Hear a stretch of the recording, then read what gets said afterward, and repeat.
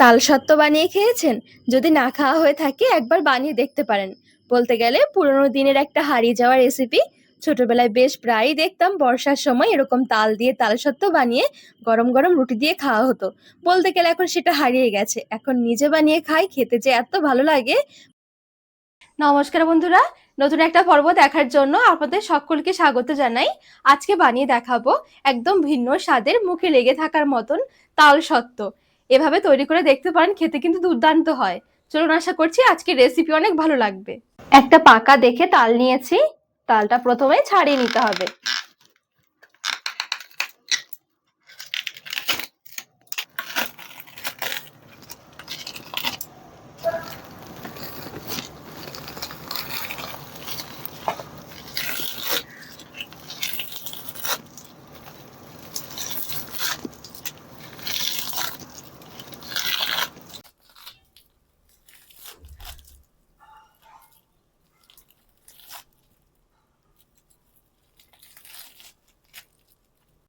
প্রথমে একটুখানি জল দিয়ে আটিগুলো কচলে নেব।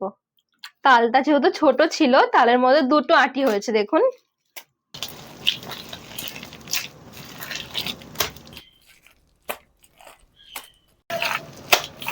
তো অল্প একটু জল দিয়ে একটু ভালো করে কচলে নিয়েছি, আটিগুলো নরম হয়ে গেছে।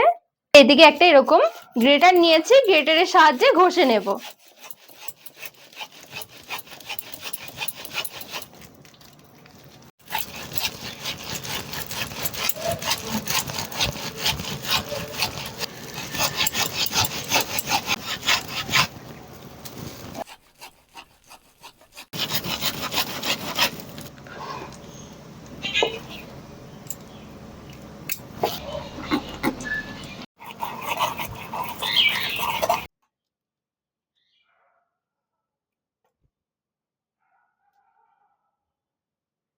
এবারে এদিকে গ্যাস ধরিয়ে একটা কড়াই বসিয়ে দিয়েছি। তালের কাঁচটা একটু পাক দিয়ে নিতে হবে। এবারে তালের কাঁচটা কড়াইয়ে নিয়ে নিচ্ছি।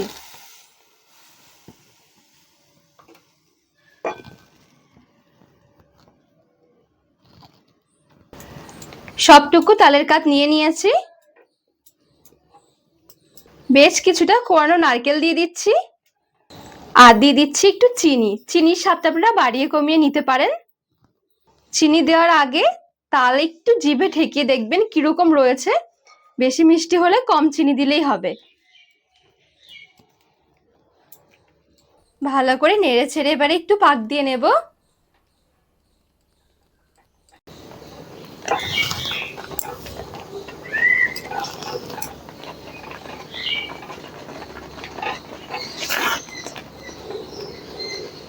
বেশ 2 থেকে 3 মিনিট সময় নিয়ে গ্যাসের আঁচটা মিডিয়াম থেকে হাই আঁচের মাঝামাঝি রেখে এভাবে করে একটু পাক দিয়ে নিয়েছি। আবার কিন্তু এটা খুব বেশি একটা পাক দিয়ে অনেক বেশি শুকিয়ে ফেললে কিন্তু হবে না। জাস্ট যখন এরকম একটা ঘনত্ব হয়ে যাবে, এমনিতেও চিনি যে দিয়েছি, চিনি গলে কিন্তু জল বেরিয়ে যাবে আর একটু পাতলা হয়ে যাবে। দেখুন, এখানে কিন্তু খুব বেশি যে একটা ঘন এমনটা নয়, একটু পাতলা রয়েছে। ঠিক এরকম পর্যায়ে আঁচটা বন্ধ করে দিতে হবে।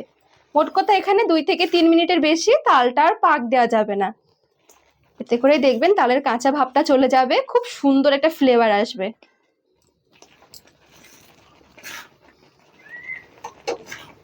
আঁচ বন্ধ করে দিয়েছি। এবারে সমানে নেড়ে চেড়ে অতিরিক্ত গরম ভাবটা কাটিয়ে হালকা ঠান্ডা করে নেব। এদিকে একটা থালায় অল্প একটু তেল নিয়ে নিয়েছি, সাদা তেল। তেলটা ভালো করে চারদিকে ব্রাশ করে নিতে হবে।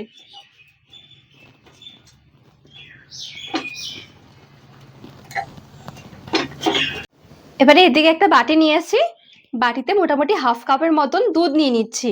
দুধটা আগে থেকে আমি জাল করে ঠান্ডা করে নিয়েছিলাম। এবারে দেখুন, আমি চামচে করে একদম সামান্য করে কিন্তু একটু চুন নিয়ে নিয়েছি। চুন খাওয়া কিন্তু খুবই ভালো, প্রচুর পরিমাণে ক্যালসিয়াম থাকে। তবে কিন্তু খেয়াল রাখতে হবে, একদম অতিরিক্ত বেশি দেওয়া যাবে না, তাহলে কি খাওয়া যাবে না, অন্যরকম একটা ফ্লেভার চলে আসবে। তো একদমই সামান্য নিতে হবে। এই দেখুন, এবারে দুধের মধ্যে মিশিয়ে নেব। তো এখানে সুন্দরভাবে দুধের সাথে চুনটা মিশিয়ে নিয়েছি।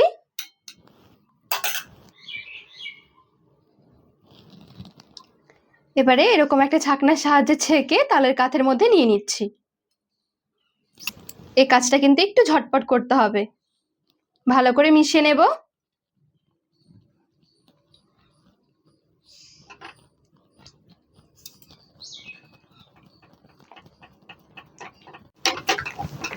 ভালো করে এখানে মেশানো হয়ে গেছে, এবারে থালায় নিয়ে নিচ্ছি।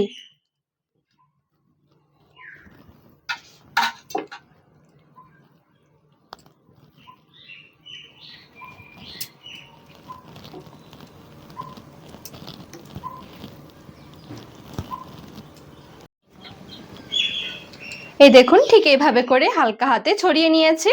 এই কাজটা একটু তাড়াতাড়ি করে করতে হবে, তা না হলে খুব তাড়াতাড়ি করে কিন্তু চুন দেওয়ার সাথে সাথে জমে যাবে। এবারে মোটামুটি 1 ঘন্টার জন্য ঠিক এভাবে করে রেখে দেব। 1 ঘন্টার জন্য নর্মাল ফ্রিজে রেখে দিয়েছি, আর গরম গরম অবস্থাতে ফ্রিজে রাখার জন্য ওপরে একটুখানি জল ভেসেছিল তো মুছে নিয়েছি। আর 1 ঘন্টার মধ্যে দেখবেন এটা খুব সুন্দরভাবে জমে যাবে। এবারে কিছুই না, একটু পিস পিস করে কেটে নিতে হবে, তাহলে কিন্তু আজকে একদম খুব সুন্দর তালসত্ত্ব রেডি হয়ে যাবে। একদম অবাক করা রেসিপি, একবার হলেও বাড়িতে বানিয়ে দেখতে পারেন। খেতে কিন্তু ভীষণ ভালো লাগে, আর দেখতেও দেখুন কি দারুণ দেখাচ্ছে, আর থালা থেকে দেখুন কত সহজে উঠে যাচ্ছে।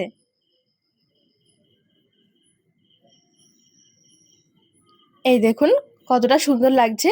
আর এই জমতে হয়তো অনেক সময় একটু কম বেশি সময় লাগতে পারে, সেটা আপনারা কতটা পরিমাণে বানাচ্ছেন সেই হিসেবে, বা চুনটা কেমন দেওয়া হয়েছে সেই হিসেবে। তো যাই হোক, দেখবেন একটু কিছুক্ষণ অপেক্ষা করতে হবে মানে বানিয়ে, তাহলে দেখবেন এটা খুব সুন্দরভাবে এরকম জমে যাবে। তো এবারে একটা প্লেটের মধ্যে তুলে নিয়ে সুন্দর করে সাজিয়ে নিচ্ছি।